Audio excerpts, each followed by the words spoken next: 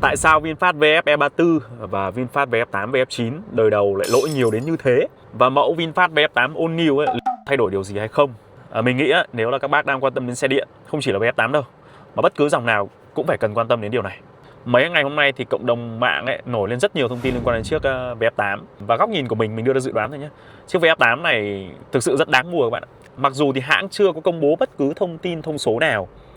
Và tại sao mình lại dự đoán như thế thì mọi người cùng phải quay lại câu chuyện của quá khứ nhé. VF E34, VF8, VF9 là những mẫu xe ra mắt đầu tiên của VinFast khi mà họ chuyển đổi sang xe điện. Chiếc xe đầu tiên đó là VF E34.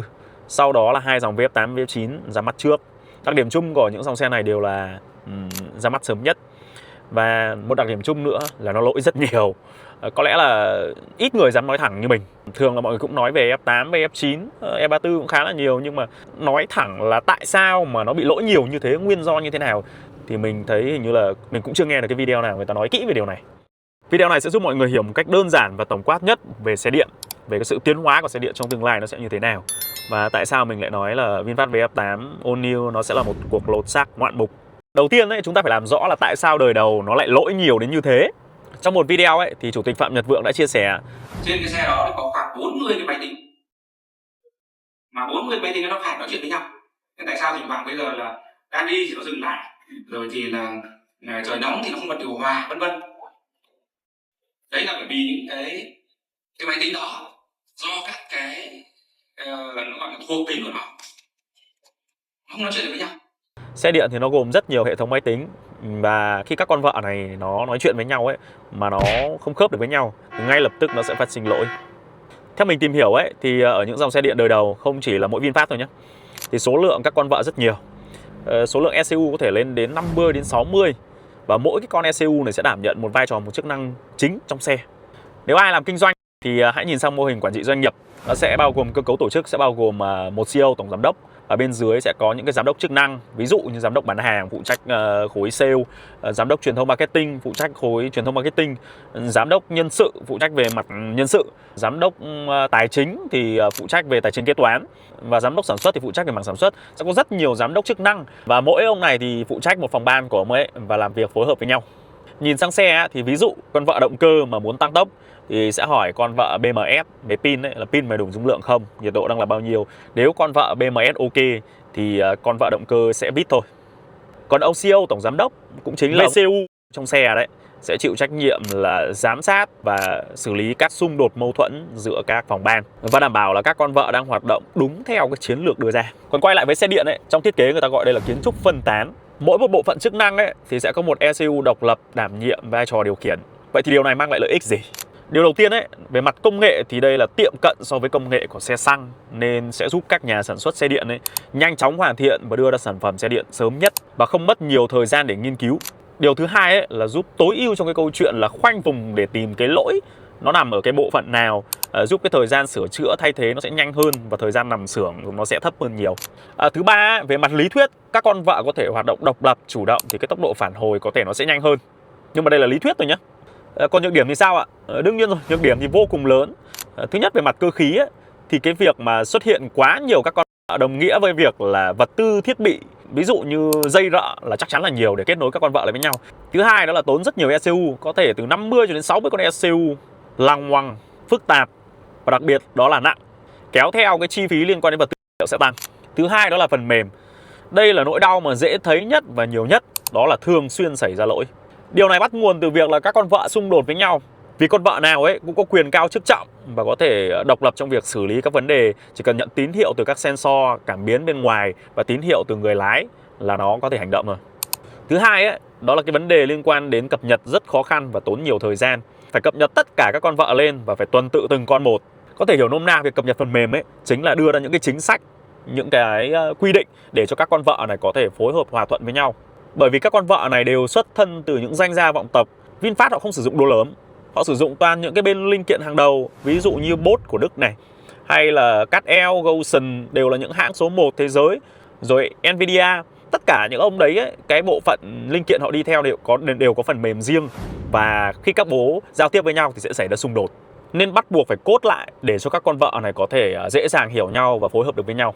Điều này ấy, thì sẽ giúp càng về sau thì những dòng VF8, VF9 cái tỷ lệ lỗi nó sẽ giảm đi rất là nhiều. Vậy thì cái quá trình tiến hóa của xe điện sẽ là như thế nào? Thì nó có thể gói gọn trong một cái chu trình, đó là từ phân tán cho đến tập trung.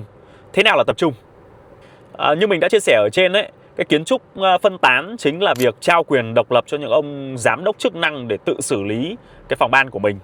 Còn tập trung ấy, đó là thâu tóm quyền lực về một mối. Có thể quay lại cái thời kỳ vua chúa ngày xưa, đó là chế độ quân chủ chuyên chế, quyền lực tập trung vào ông vua. Thì câu chuyện ở xe điện ấy, nó cũng sẽ dồn về một mối như thế. Còn trong kinh doanh ấy, thì có thể gọi đây là mô hình quản trị phẳng. Đó là sẽ không còn những ông giám đốc cấp trung nữa. Và cái mô hình làm việc lúc này sẽ là trực tiếp từ ông tổng giám đốc, đó ông CEO, xuống trực tiếp các chuyên viên phòng ban của tất cả các bộ phận khác. Điều này thì sẽ giúp cắt bỏ rất nhiều các chi phí về linh kiện, ví dụ như dây điện hay là các bộ ECU. Hiện tại là Tesla Model 3 họ đang sử dụng đâu đó là khoảng 20 con ECU thôi. Về mặt cơ khí thì các bộ phận sẽ được gom về theo dạng là 5 trong 1, 8 trong 1 hay là 11 trong 1. Điều này nó giống như việc là khi bỏ hết giám đốc cấp trung đi ấy, thì ông CEO lúc này sẽ phải làm việc trực tiếp với các chuyên viên, các phòng ban, nên nó sẽ không còn khoảng cách và chúng ta không phải đi lên những cái phòng rất cao với gặp được ông sếp, ông ngồi một mình ở đấy được. Điều này thì sẽ giúp tối ưu được cái thiết kế, các chi tiết sẽ nhỏ hơn, gọn hơn, sẽ có nhiều không gian hơn và ít tốn vật tư vật liệu hơn. Sẽ có nhiều không gian cho pin hay là cho những cái khoang để đồ và sẽ giúp xe nhẹ hơn, quãng đường di chuyển nó sẽ dài hơn nhé. Đặc biệt ấy, cái việc cắt giảm các ông giám đốc cấp trung kia đi ấy, chính là một cách là giảm giá cốt sản phẩm xuống. Ai đi làm sẽ đều hiểu câu chuyện là khi chúng ta làm một cái quyết toán thì phải tuần tự, thứ nhất là lên ông trưởng phòng, sau đó sẽ lên kế toán trưởng, xong đó đến giám đốc tài chính, xong cuối cùng ông CEO ký mới duyệt được. Đấy, còn bây giờ thì chỉ trực tiếp từ chuyên viên cho đến CEO luôn. Thì bù lại cái tốc độ xử lý nó sẽ là real time luôn, nó là tức thời luôn. Đồng nghĩa với việc là xe nó sẽ mượt hơn, ít có cái độ trễ, độ delay hơn. Vậy câu hỏi đặt ra ấy, nếu mà tất cả đi về cái gốc cuối cùng, đó là all in one, tất cả dồn một, liệu nó có thực sự tốt hay hoàn hảo không? Thì câu trả lời là không hề nhé. Trên đời này không có gì là hoàn hảo cả. Cái kiến trúc tập trung ấy, nó cũng có nhược điểm sau. Điều thứ nhất ấy, đó là cần một em VCU, một em siêu máy tính, có tốc độ xử lý siêu nhanh luôn. Ngày trước ấy, thì còn những ông giám đốc cấp trung thì chúng ta chỉ cần một ông CEO gọi là cơ bản thôi, không cần quá giỏi để có thể xử lý tất cả những tác vụ, vì những ông kia đã xử lý rồi. Nhưng giờ ấy, phải xử lý và tiếp nhận luồng công việc trực tiếp từ các chuyên viên gửi lên, nên bắt buộc ông CEO phải có tốc độ xử lý siêu nhanh, thậm chí ấy, là phải có những AI tạo sinh để hỗ trợ. Và khi quyền lực được tập trung về một mối ấy, thì cái rủi ro lớn nhất xảy ra đó là khi ông CEO này ốm hoặc là tèo thì cả hệ thống sẽ tê liệt. Thứ hai, có những bộ phận rất nóng cần xử lý luôn và không có thời gian để gửi lên CEO. Ví dụ như liên quan đến an toàn, cảm biến túi khí hay là phanh khẩn cấp. Gửi lên CEO kịp thời thì chắc có khi chủ xe và chiếc xe đã chuyển tiếp rồi. Thứ ba, độ phức tạp khi tập trung các chức năng lại thì sẽ dẫn đến cái độ khó khi sửa chữa và bảo dưỡng. Đòi hỏi yêu cầu ấy, trình độ của thợ phải là rất cao nhé. Ngày trước có thể là chỉ cần thay một cái module vì là kiến trúc phân tán, hỏng đâu thay đó. Nhưng bây giờ nó dồn hết một cụm nên bắt buộc phải tháo ra và xử lý chi tiết, tốn rất nhiều thời gian, đồng nghĩa với cái việc là xe sẽ nằm xưởng lâu hơn. Thứ tư ấy, là độ khó cực lớn, yêu cầu khắt khe về sự đồng bộ giữa phần cứng và phần mềm. Hiện tại có lẽ chỉ có Tesla ấy, là đi mạnh nhất trong cái mảng tập trung này thôi, khi họ có thể tự chủ trong việc là sản xuất chip, phần cứng cho tới phần mềm được. Nếu bây giờ mà tập trung làm cái kiến trúc dồn vào cục bộ như thế, ví dụ 11 trong 1, thì nó sẽ gây nên áp lực rất lớn cho những hãng xe, không chỉ là VinFast đâu. Thực tế thì có một con đường mang tên là trung đạo, không tập trung một cách cực đoan nhưng mà cũng không phân tán một cách thái quá. Bản chất của phương pháp này ấy, đó là sẽ tập trung một cách cục bộ theo chức năng và vị trí. Ví dụ như hệ thống động cơ này, biến tần này, truyền động này có thể sẽ gom vào một. Và cũng sẽ có một trưởng phòng ở đây để quản lý. Bản chất đây giống như cái mô hình cắt giảm cấp trung và dồn các phòng ban lại. Lúc này thì những ông làm về sale, truyền thông marketing sẽ về phòng của ông trưởng phòng kinh doanh. Phòng hành chính nhân sự hay là kế toán tài chính sẽ về chung một ông quản lý. Và những bộ phận ấy cần cái sự phản hồi tức thì và có thể ra quyết định độc lập thì vẫn sẽ được giữ lại. Ví dụ như hệ thống cảm biến túi khí hay là phanh hay là an toàn. Lúc này ấy, thì kiến trúc sẽ gồm nhiều thiết bị 5 trong 1 hoặc là 8 trong 1. Điều này thì giúp giảm cái lượng ECU xuống và không gây quá tải nên ông VCU, ông tổng giám đốc đấy. Không may ấy, cái thằng tổng giám đốc nó làm việc quá căng thẳng và nó đột tử giữa đường thì ngay lập tức sẽ có những thằng trưởng phòng kia backup để tránh câu chuyện là rủi ro khiến người và xe đều sang thế giới bên kia. Nguyên tắc để tập trung gom các thiết bị lại trong một ấy thì cũng được thực hiện theo các tiêu chí sau, chứ không phải là cứ thích là gom. Thứ nhất ấy, đó là cùng chung vai trò, có sự liên hệ trực tiếp với nhau để tránh xảy ra xung đột, và những cái bộ phận này là thường ít có sự thay đổi. Điều thứ hai ấy, đó là ở cái giai đoạn mà kiến trúc phân tán ấy, thì những cái chi tiết mà đã có cái sự vận hành trơn tru và đáng tin cậy rồi thì mới có thể được gom lại. Kiến trúc này người ta gọi với tên là zonal. Ưu điểm của cái phương pháp này thì rất là rõ ràng rồi, nó sẽ cân bằng giữa ông phân tán và ông tập trung, giúp giảm thiểu cái lỗi do ông phân tán và giúp giảm thiểu cái chi phí liên quan đến sửa chữa và bảo dưỡng của ông tập trung. Tiếp theo là cũng giúp được tối ưu cái chi phí về vật tư, dây rợ hay là cái chi phí liên quan đến sản xuất.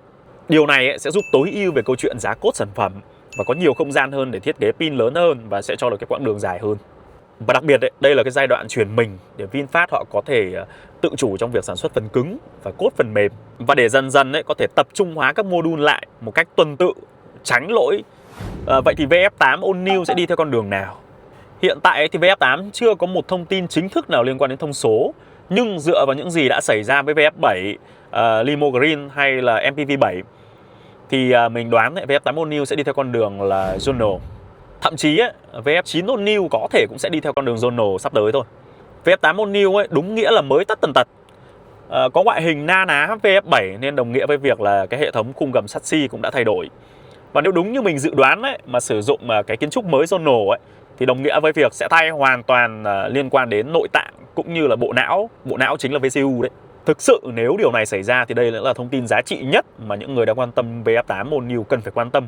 Còn cái việc mà liên quan đến option hay là ngoại hình hay là nội thất, nó chỉ giống như những chiếc áo thôi, những cái đồ trang điểm thôi. Cái quan trọng nhất vẫn là khung gầm chassis, động cơ và hệ thống pin, cũng như là cái kiến trúc. Đối với xe điện bản chất nó chính là kiến trúc.